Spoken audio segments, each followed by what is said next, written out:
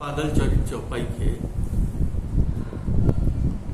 प्रसंग में हम बात कर रहे थे। इससे पूर्व जब हमारा प्रसंग समाप्त हुआ था तब यह था कि अलाउद्दीन खिलजी षड्यंत्र पूर्वक मेहमान बनकर आता है और राजा रतन सेन को गढ़ के बाहर ले जाता है और बंदी बना लेता है। और बंदी बनाने के बाद यह संदेश भेजता है कि यदि तुम अपने राजा की, अपने गढ़ की, सभी लोगों की हिफाजत चाहते हो तो आपके लिए एक ही उपाय है कि आप पद्मिनी को मुझे दे दीजिए। पद्मिनी को लेकर मैं वापस लौट जाऊंगा, मुझे और कुछ भी नहीं चाहिए। जब यह संदेश गढ़ में पहुंचता है तब गढ़ के लोग विचार विमर्श करते हैं और वीरभान जो कि रतन सेन का पुत्र है वह तो वैसे ही पद्मिनी से जलता था, ईर्ष्या रखता था, क्योंकि वह जानता था पद्मिनी के कारण ही मेरी माता का अनादर हुआ है। वह इस बात को कहता है कि हमें पद्मिनी को दे देना चाहिए। मन में यह सोचता है पद्मिनी चली जाएगी, राजा लौट आएंगे और मेरी माता को पुनः पटरानी का पद मिल जाएगा। इसलिए वह सभी सरदारों मुराओं के साथ, अपने सभासदों के साथ यह निश्चय कर लेता है, यह निर्णय ले लेता है कि हम पद्मिनी को सौंप देंगे। जब इन वीरों के इस निर्णय का की सूचना पद्मिनी के पास पहुंचती है तो पद्मिनी बहुत दुखी होती है और वह कहती है मैं आत्मघात कर लूंगी, अपनी जीभ को काट लूंगी, लेकिन मैं अलाउद्दीन के घर पर नहीं जाऊंगी। वह अपने भाग्य को कोसती है कि मेरे जीवन में क्या घड़ी आई, मैं किसकी शरण लूं। हे भगवान मेरी सहायता कीजिए, यह कैसा संकट मेरे पास आया है। तब रानी पद्मिनी को यह पता चलता है कि राजा रतन सेन के राज्य में एक बहुत ही वीर और आदर्श नायक, स्वाभिमानी क्षत्रिय रहता है जिसका नाम गौरा है।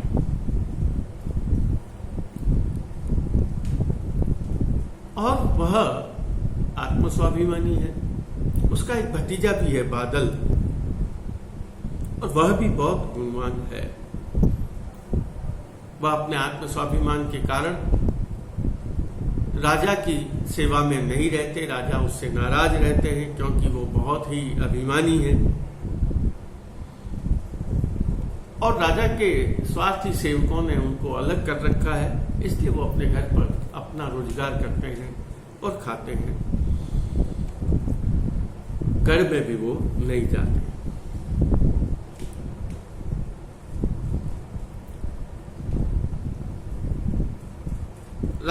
रानी पद्मावती इस बात को जानती है कि वे सच्चे क्षत्रिय हैं, सच्चे वीर हैं, स्वाभिमानी हैं और ऐसे रूप में वे लोग स्वामी धर्म का त्याग नहीं करते। वह जानती है कि वो स्वामी धर्मी भी है और यदि राजा की लाज पर, गढ़ की लाज पर, इस राजघराने की, इस राज्य की लाज पर आँच आई तो अपना सर्वस्व निछावर कर देंगे। इस बात को भी वह जान लेती है और वह सभी को छोड़कर अपनी पालकी में बैठकर गौरा के घर पर जाती है। जब गौरा अपने घर पर रानी पद्मिनी को देखता है तो वह बहुत प्रसन्न होता है। सामने दौड़कर वह उसका स्वागत करता है और यह निवेदन करता है कि आपने मेरे ऊपर बहुत कृपा करी और आज आप मेरे घर पे आए। मेरा घर आपके आने से पवित्र हो गया है और बहुत ही हर्षित हो गया। और वह जब पूछता है कारण, तब उसने कहा पद्मिनी ने कि देखो, मेवाड़ के जितने भी, चित्तौड़ राज्य के जितने भी वीर सरदार हैं, उन्होंने अपनी वीरता का परित्याग कर दिया है और वे इस बात के लिए तैयार हो गए हैं कि वे मुझे अलाउद्दीन को सौंप देंगे। तब वह कहता है, मुझे राज दरबार से, राजाओं के से कोई लेना देना नहीं है, मैं अपना खर्च स्वयं करता हूं और मेरी कोई बात भी नहीं मानता। मैं जो कुछ बात कहना चाहता हूं, मेरी उस बात को कोई स्वीकार नहीं करता, इसलिए मैं वहां अपनी बात को कभी भी नहीं रखता हूं। लेकिन हे माता, आप दुखी मत हो, आप मेरे पास आ गई हैं, अब सभी कुछ बहुत अच्छा होगा। और अब आप जब मेरे घर आ गए, समझ लीजिए अब आप अलाउद्दीन रूपी असुर के घर पे नहीं जाओ। वह यह भी कहता है, वीरों का यह लक्षण नहीं है कि वह स्त्री को देकर विजय को प्राप्त करे, चाहे मरना पड़े मातृभूमि की रक्षा के लिए, स्त्री की रक्षा के लिए, स्वामी की रक्षा के लिए, तो वह मरण बेहतर है, बल्कि किसी प्रकार के अपने आत्मस्वाभिमान के प्रति समर्पण नहीं करना चाहिए, झुकना नहीं चाहिए।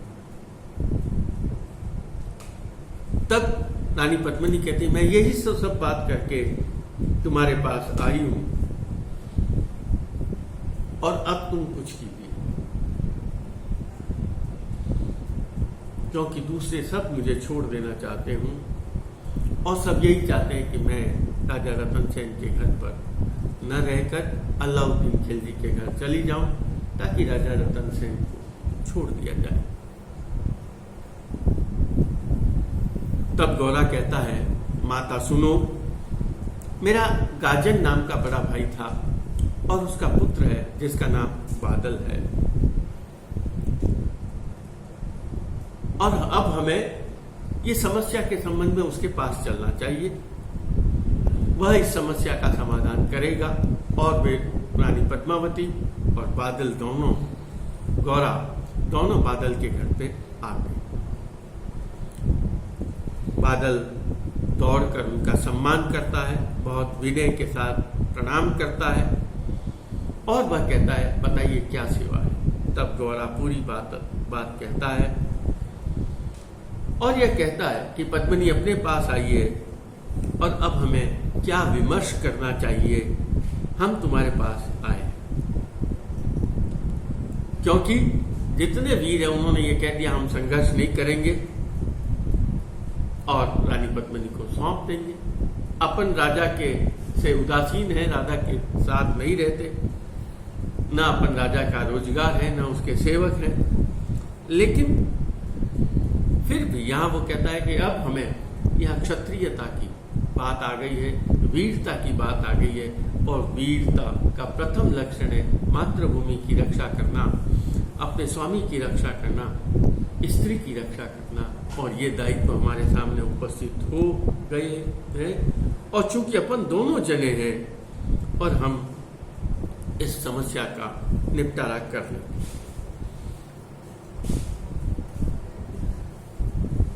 तब वो कहते हैं कि अपन तो दो ही जने हैं और उन दो जनों के कारण हम किस प्रकार उस पूरी सेना के साथ सामना कर पाए। तब वो कहता है, हाँ, हम तभी पूछने के लिए, यही बात पूछने के लिए तुम्हारे पास, पद्मिनी कहती है, यही मैं तुम्हारे पास आई हूं। अगर आप मेरी रक्षा करना चाहते हैं तो रक्षा कीजिए, नहीं तो मैं वापस चली जाऊंगी, अपने देह को भंग कर दूंगी, जीव को भंग कर दूंगी, लेकिन किसी भी रूप में जौहर कर लूंगी, लेकिन किसी भी रूप में इस गढ़ और किले से बाहर नहीं जाती। यह सुनकर बादल कहता है कि माता, यह कुछ भी नहीं होगा। और बादल कहता है हमें वीरों से कोई लेना देना नहीं है, हम खुद सब कुछ करेंगे जो यह कहता है। और वह बहुत लंबा प्रसंग है इसमें। वह यह कहता है, रानी को विश्वास दिला देता है कि मैं आपकी रक्षा करूंगा, आपके सत्व की रक्षा करूंगा, राजा की रक्षा करूंगा। और आपको चाहे वह आखिर में कहता है मैं अकेला हूं तो कोई बात नहीं, मैं राजा का पक्ष लूंगा। और जिस प्रकार हनुमान ने राम का काम किया था, ठीक उसी प्रकार मैं आपके कष्ट का निवारण करूंगा। रानी पद्मिनी बहुत प्रसन्न होती है और उसकी नजर उतारती है। गौरा भी बादल के इन वचनों को सुनकर बहुत प्रसन्न होता है। और गौरा के बादल के वचन वीरों को बढ़ाने वाले हैं। और वह पद्मिनी से निवेदन करता है, माता आप दुखी मत हो, आप घर पधारिए। मैंने जो बात कही वो वचन कभी असत्य नहीं होगा। जैसे ही पद्मिनी, अब यहाँ घटनाक्रम थोड़ा सा बदलता है। जैसे ही पद्मिनी अपने महलों की तरफ प्रस्थान करती है और बादल की माता आ जाती है। और बादल की माता संताप करती है, पुत्र तूने यह कैसा संकल्प ले लिया? जो राजा के पक्ष के लोग हैं वही जब दूर हट रहे हैं तब तुम्हें यहाँ बीच में आना नहीं चाहिए। तुम जबरदस्ती इस संघर्ष में क्यों पड़ रहे? तू तो मेरा एकमात्र पुत्र है और अभी तक तुम युद्ध करने की रीति को भी बहुत अच्छे से नहीं जानता, अनुभव ही नहीं है। तुम क्यों इस मुसीबत को मोल ले रहे हो? और इतना भी कहा, तेरा अभी विवाह हुआ, तुम न विवाहित हो, अभी तो तुमने अपने पत्नी का प्रेम और स्नेह नहीं देखा। उस पत्नी के प्रेम और स्नेह को छोड़कर तुम क्यों जा रहे हो? तुम्हारी पत्नी बहुत सुखमोल है और वहां तुम्हें उसको छोड़कर तुम्हें नहीं जाना चाहिए। वह माता को बहुत समझाता है और वह कहता है कि मैं तो युद्ध करने के लिए जाऊंगा। जब माता देखती है कि मेरे कहने का बादल के दृढ़ता पर कोई असर नहीं हो रहा है, तब वह अपनी बहू बादल की पत्नी को समझाती है और उसे कहती है तुम जाओ और उसे समझाओ। वह सौंदर्यवती स्त्री आती है और वह कहती है कि वह भी रोकने का प्रयास करे। तब बादल उसे भी विश्वास दिला देता है कि तुम निश्चिंत होकर रहो, मैं जब शत्रु दल को विजय होकर आऊंगा तब मैं तुम्हारे साथ सेज पर सोऊंगा। वह कहता है तेई तू अरिदल भंज मिसी केम वल तू बादल जंपई एम सुनी सुंदरी तू मकर हे जितनी दिनी आपस तुझनी सेज जिनी दिनी जीप से वैरी एह ता लगी सेज न हेज न ने। जब तक मैं उसको जीत नहीं लेता शत्रुओं को, तब तक मैं किसी प्रकार का प्रेम श्रेज कुछ नहीं करूँ। तब वह पत्नी कहती है मुझे ऐसा ही वीर पति चाहिए, मैं तुम्हारे साथ हूँ और तुम मेरे स्वामी हो, मैं तुम्हारा कहा हुआ सब कुछ करूँ। और वह स्त्री बादल को लाकर सभी हथियार सौंप देती है और यह कहती है कि तुम युद्ध के लिए जो आपको उचित लगता है वो आप करो। गौरा रावत से पूछकर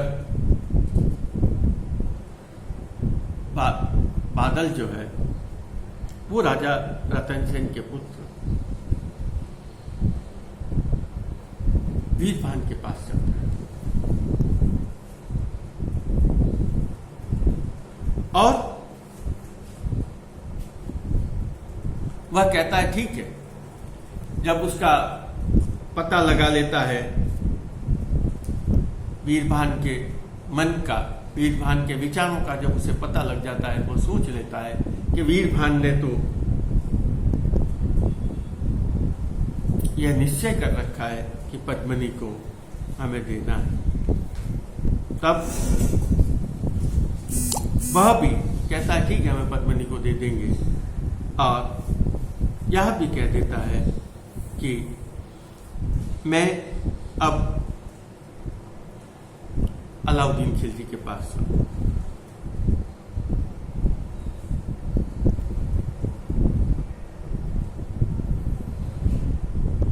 वह बहुत ही तैयार होकर बुद्धिपूर्वक विचार करके अपने चाचा गौरा से बात करके अलाउद्दीन की खेमे की तरफ आता है। अलाउद्दीन के खेमे में जब दूर से एक संदेश वाहक आता हुआ दिखाई देता है, तब वह कहता है मैं संदेश लेकर आया। अलाउद्दीन खिलजी बहुत प्रसन्न होता है और उसे बुलाता है और उसे सम्मानपूर्वक आसन देता है और उसका परिचय पूछता है। तब बादल अपना परिचय देता और वह पूछता है तुम यहां क्यों आए?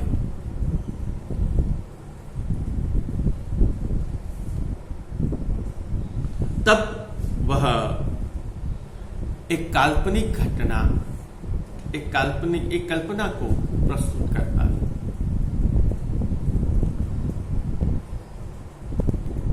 और यह प्रसंग बिल्कुल असत्य है, लेकिन यह उसकी एक रणनीति होती है जिसे वह प्रस्तुत करता है। और अलाउद्दीन उसके विचारों को सुनकर बहुत प्रसन्न हो जाता है। बादल कहता है अपना पूरा परिचय देने के बाद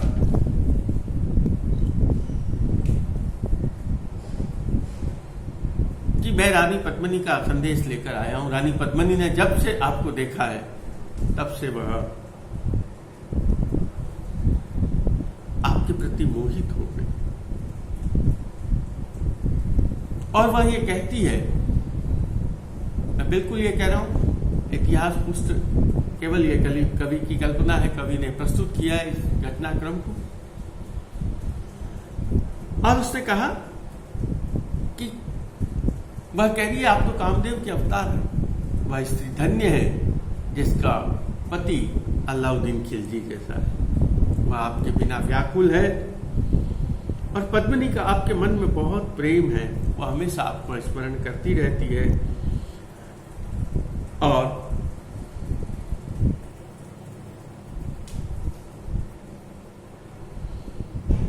लेकिन उसने कहा कि वो आपके पास आना चाहती है।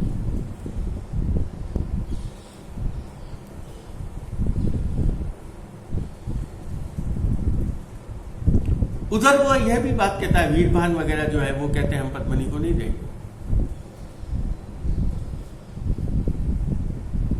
इसलिए मैं आपके पास आऊं, क्या आप इसके लिए तैयार हैं? मैं आपके लिए बात कहने के लिए आया।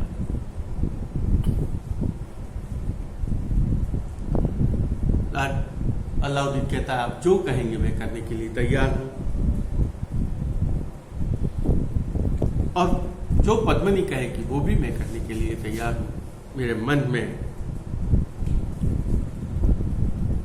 सब कुछ आपके लिए करने के लिए बात है। अलाउद्दीन बादल की बातें सुनकर कामातुर हो जाता है और वह जो वह कहता वैसे करने के लिए तैयार है।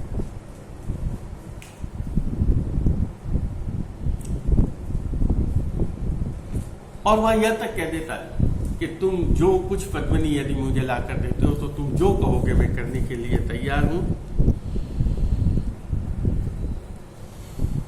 अलाउद्दीन बादल का बहुत सम्मान,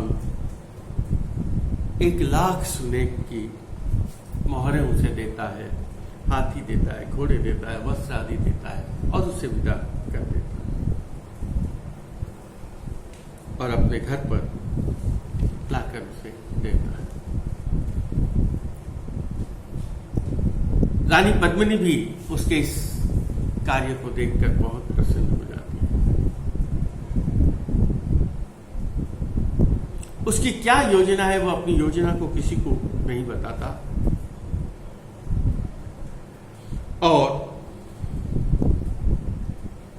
वह यह कहता है कि अब हमें जो कार्य करना है वो यह है कि हमें पालकियों को 2000 पालकियों को तैयार करना है। उन पालकियों में सैनिकों को रखना है और पालकियां बिल्कुल एक से एक जुड़ती हुई अलाउद्दीन के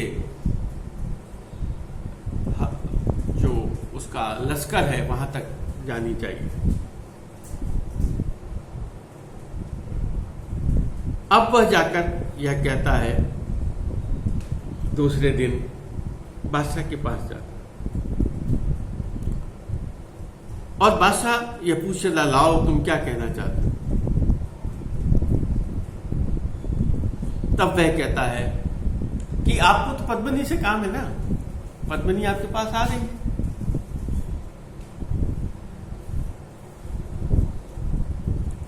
इसलिए उसने कहा कि आप एक काम करो कि बादल क्या करना कि पद्मिनी कह रही है मुझे इतनी सारी सेना से डर लगता है, सेना को रवाना करो यहां से, आपको तो मुझे मैं चाहिए, फिर मैं आ रही हूं, पूरी सेना को क्या करना? ठीक है, जितना आपको 2-4 हजार सैनिक रखने हैं वो बिल्कुल कहता है, तीरई राखू सहस विचार, जू वली बिहू तू असवा, तीरई राखी सहस विचार, अवर सहू आगा चालवो जिम बैसास हुई अभिनव। तो मुझे विश्वास हो जाए कि तुम अब युद्ध नहीं करोगे, इसलिए अपनी सेना को रवाना कर दो और अपने साथ 2-4 हजार सैनिकों को रखो। यह उसकी नीति थी, ताकि बड़ी सेना चली जाए तो उसे संघर्ष करने में आराम हो जाए। अलाउद्दीन उसके प्रेम में आकुल व्याकुल होता है, वो अपनी सेना को कहता है आप लोग यहां से जाओ और सेना भी कूच कर जाती। 2-4 हजार सैनिक वहां रह जाते। अब बादल से फिर पूछता है, अब आप क्या चाहते हैं? मैंने आपका कहा हुआ कर दिया, सेना यहां से प्रस्थान कर गई, अब पद्मिनी को जल्दी से लेके आओ। फिर उसे 1,00,000 सोने की मोहरें देता है और कहता है अपने वचन का पालन करो। बादल उस जब देख लेता है सेना चली गई, तब किले में लौट आता है और वह ये कहता है कि हमें एक के बाद एक सैनिकों को रखना है और वह बराबर उनमें सैनिकों को रखकर चलता है। अब वह एक बात और कहता है,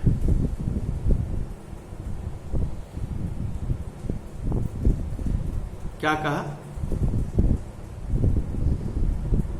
कि पद्मिनी यह कह रही है कि मैं अब आपके घर पर आ रही हूं, यह निश्चित है।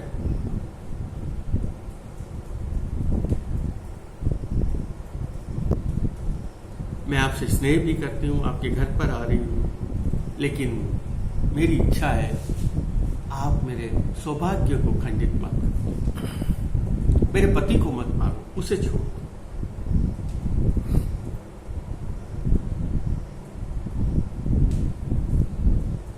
उसने कहा आपके साथ तो इतनी सारी पत्नियां हैं ना, वो भी तो साथ है ही, तो ये आ रही है तो इसके लिए। तब वह कहता है और मैं तभी आपके पास आऊंगा जब मेरे पति को छूना। तब वह कहता है मैं पद्मिनी के लिए कुछ भी करने के लिए तैयार हूं, मेरी पद्मिनी जितनी रानियां हैं वो सभी पद्मिनी की सेवा करेंगी। और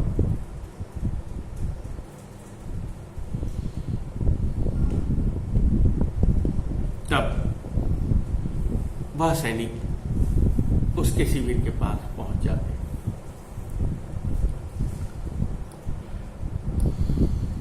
वह पालकियों के पास जाता है। राजा रतन सेन को जब ये सूचना मिलती है यानी पद्मावती आ रही, तो बहुत दुखी होता है। फिर वह उसके पास जाता है और 2-4 हजार सोनार की मोहरें और ले लेता अलाउद्दीन खिलजी। इधर अलाउद्दीन खिलजी तो बहुत आगत कर रहा है, उसे बहुत जल्दी है पद्मिनी के मिलने की। बादल उतना ही अपने कार्य को धीमा कर रहा है। इधर पालकियां पहुंचती है और पालकियां जैसे जैसे चल रही है और वह उनके आसपास घूम रहा है। पद्मिनी के लिए कहा कि पद्मिनी के माध्यम के रूप में वह आकर यह संदेश देता है कि मैं एक बार अपने पति से मिलना चाहती हूं, इसलिए आप उसकी जाए। उसका ठीक है, पति से मिल सकते, और वह राजा रतन सेन को मुक्त करते। बादल जब इस प्रकार से राजा को छुड़ा लेता है तब रतन सेन बहुत नाराज होता है। तुमने पद्मिनी को देके मुझे छुड़वाया है, तुम मुझे अपना मुंह मत दिखाओ। तुमने पद्मिनी को यहाँ लाकर अपनी कायरता दिखाई है, क्षत्रियता पर कलंक लगाया है, इसलिए मैं तुम्हारा मुंह नहीं देखना। बादल कहता है, स्वामी अभी ये बात करने का समय नहीं, आप यहां से निकलिए। आपके साथ कुछ गलत नहीं होगा, आपके साथ सभी सही होगा। राजा बहुत चलता है और कहता है आप यहां से जाओ ताकि पद्मिनी आए, और वह राजा रतन सेन को अलाउद्दीन विदा देता है। राजा पद्मिनी से मिलने के लिए जाता है। राजा पालकी में बैठता है, तब उसे बात पता चलती है और राजा रतन सेन पालकी में होकर अपने जो एक के बाद एक जो पालकियां जुड़ी हुई थी उनमें होते हुए अपने गढ़ में पहुंच जाता है। जैसे ही राजा गढ़ में पहुंचता है वह संकेत करता है, और जैसे ही संकेत मिलता है बादल अपने सैनिकों को जो पालकियों में बैठे होते हैं वो संघर्ष करते हैं और वहां से संघर्ष होता है, सेना में टूट पड़ती है। यहाँ अलाउद्दीन खिलजी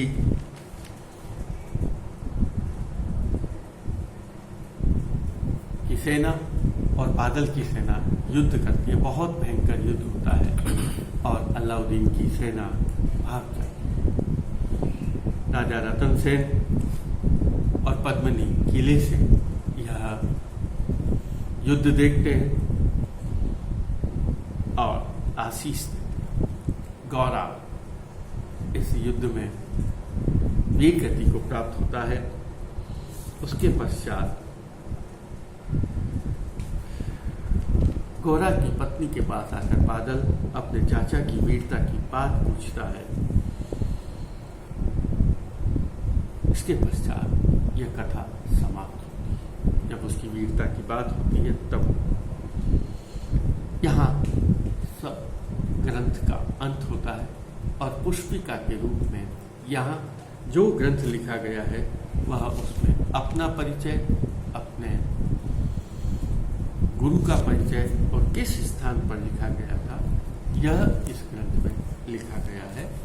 यहाँ यह बताने का प्रयास किया है कि राजा रतन सेन से भी ज्यादा इस कथा में जो वीरता का प्रदर्शन किया वो वीरता का प्रदर्शन गौरा और बादल ने किया, और उसकी सूझबूझ से मेवाड़ के इतिहास पर जो कलंक लगना था वह रह गया। रानी पद्मिनी की भी रक्षा हो गई, राजा रतन सेन की रक्षा हो गई और मेवाड़ के इतिहास की रक्षा हो गई और अलाउद्दीन खिलजी को मुंह की खानी पड़ी। एक बादल ने अपनी सूझबूझ से इतने बड़े सुल्तान को हरा दिया।